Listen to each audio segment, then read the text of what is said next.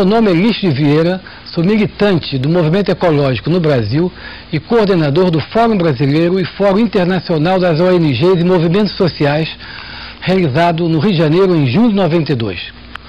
Um ano depois da ECO 92, da Conferência das Nações Unidas sobre Meio Ambiente e Desenvolvimento, permanecem sem alteração os problemas ambientais e sociais que ameaçam o planeta e seus habitantes. Quais são esses problemas? Por que eles continuam?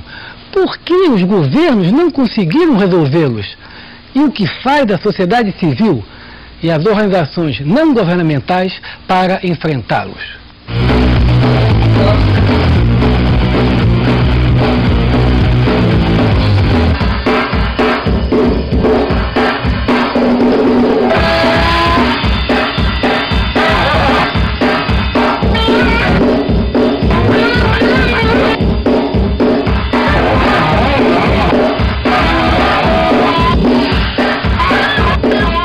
Estamos diante de uma crise ecológica.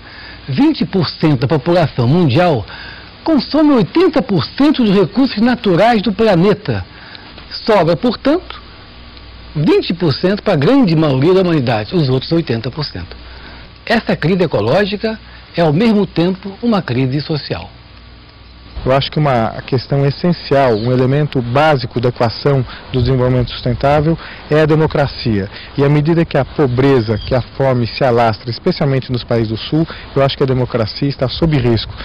A destruição de florestas no terceiro mundo não se deve a um impulso inato das pessoas, mas a sistemas econômicos que desmatam para obtenção de madeira de lei, de carne e de minérios que são exportados para os países ricos. E essa destruição está intimamente associada à pobreza.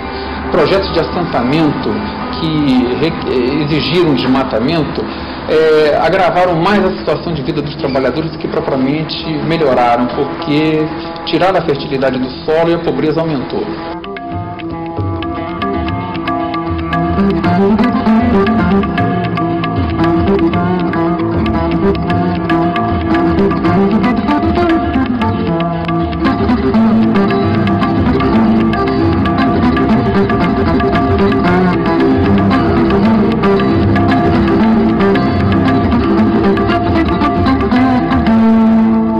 É impossível uma política de proteção de florestas se não houver uma política de desenvolvimento agrícola que não seja baseado na concentração da propriedade, na tecnologia intensiva de capital, na agricultura de exportação para pagamento de dívidas de terra.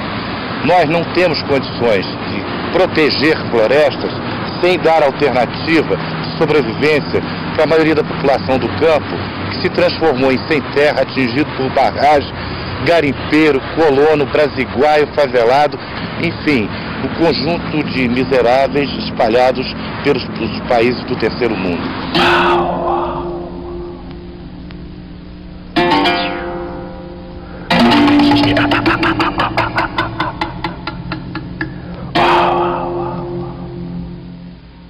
Nós vemos assim que muitos países do terceiro mundo querem seguir o modelo insustentável de crescimento econômico dos países industrializados, o que é impossível. E as elites locais vivem na riqueza, enquanto a maioria da população continua na pobreza. Elas reproduzem internamente, dentro de cada país, os conflitos de superconsumo e miséria que existem nas relações norte e sul.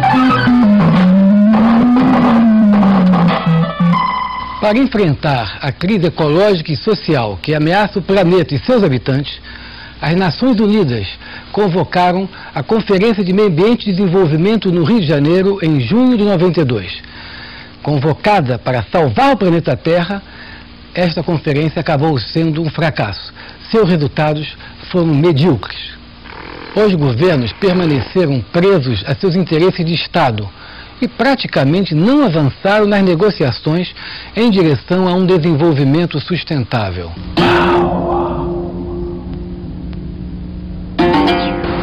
A conferência, na verdade, passou longe de discutir os problemas de desenvolvimento. Ela não atacou os problemas que estão na base desse modelo de desenvolvimento que é social e ambientalmente predatório. Para enfrentar a crise ambiental planetária, seria preciso alterar a distribuição de poder sobre os recursos naturais em escala mundial. Isso não aconteceu. Na verdade, a Conferência da ONU não enfrentou devidamente as questões básicas, como a do comércio internacional, do pagamento da dívida externa de países pobres para países ricos e do poder das transnacionais sobre as estruturas econômicas em escala mundial.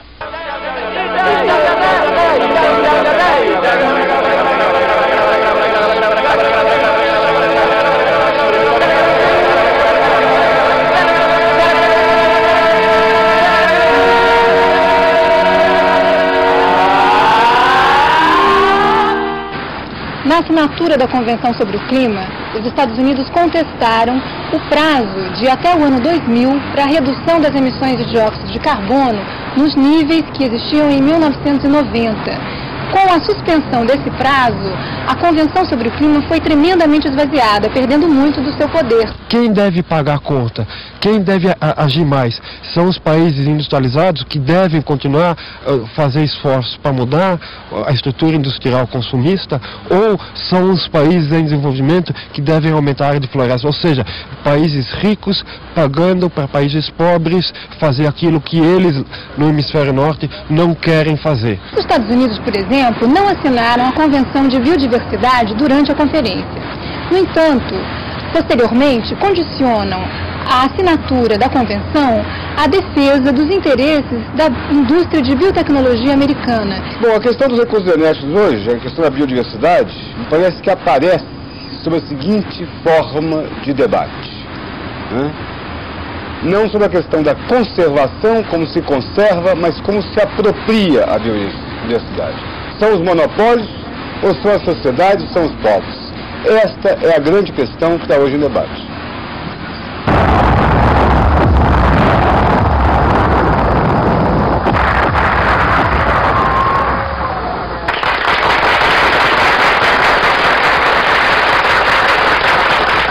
Eu acho que o mundo perdeu uma grande oportunidade de discutir a questão nuclear, né?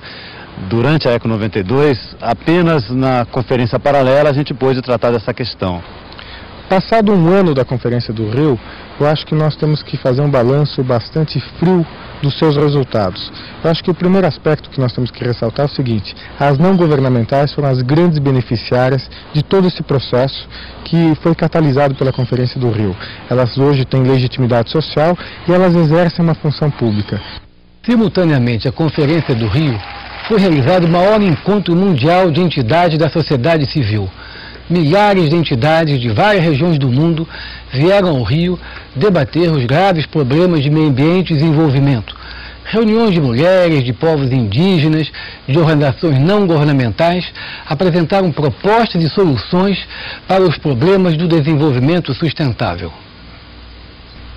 Bem, a Carta da Terra tem como base principal a questão da autodeterminação de povos indígenas diferenciados, com cultura e tradições próprias, e no caso da questão ambiental, com uma sabedoria milenar, um código de vida que o homem branco não conseguiu decifrar.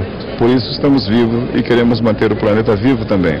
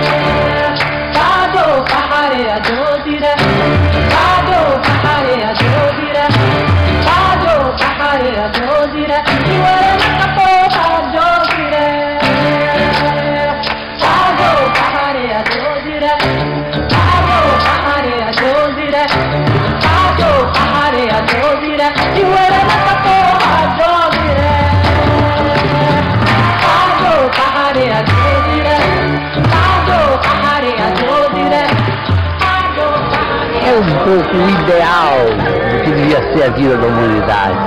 Em vez de estarmos aí lutando, estranhando. Temos que conseguir um dia esse entendimento. And that personally is one reason why I came to Rio, is to link up with other NGOs that believe that the change, if it is going to come from people like us, ordinary people, not from Rio Central, please, if you know what I mean.